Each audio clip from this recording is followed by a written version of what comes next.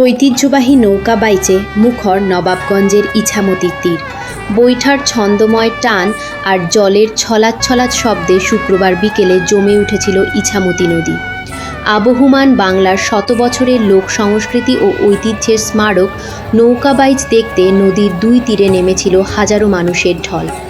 রাজধানী ঢাকার পার্শ্ববর্তী নবাবগঞ্জ উপজেলার কলাকোপা ইউনিয়নে নৌকা বাইচ আয়োজক কমিটির উদ্যোগে আয়োজিত হয় শত বছরের ঐতিহ্যবাহী এই বর্ণাঢ্য প্রতিযোগিতা। বিস্তারিত দেখুন গ্লোবাল আইয়ের তথ্য ও ভিডিও চিত্রে। অনুষ্ঠানে প্রধান অতিথি হিসেবে উপস্থিত ছিলেন ঢাকা জেলা বিএনপির সভাপতি ও সংসদ সদস্য খন্দকার আবু আসফাক। এই সময় তিনি স্থানীয় জনসাধারণের সঙ্গে কুশল বিনিময় করেন।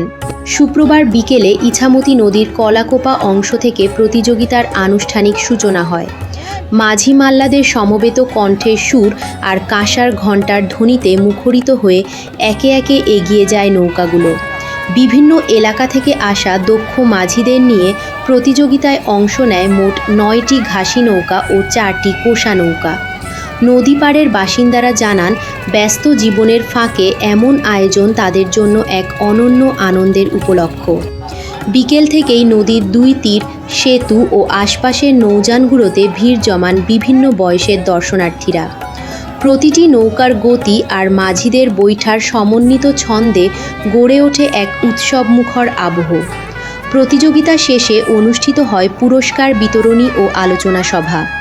এতে উপস্থিত ছিলেন নবাবগঞ্জ উপজেলা বিএনপির সাধারণ সম্পাদক খন্দকার আবুল কালাম এবং সহসভাপতি আবু শফিক খন্দকার মাসুদ।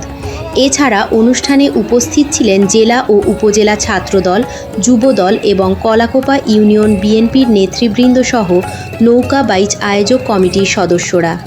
তাদের উপস্থিতি অনুষ্ঠানে যোগ করে বাড়তি মাত্রা। একই সঙ্গে ভিড় সামলাতে সক্রিয় ছিলেন আয়োজকরাও। এ সময় অতিথিরা বিজয়ীদের হাতে তুলে দেন পুরস্কার।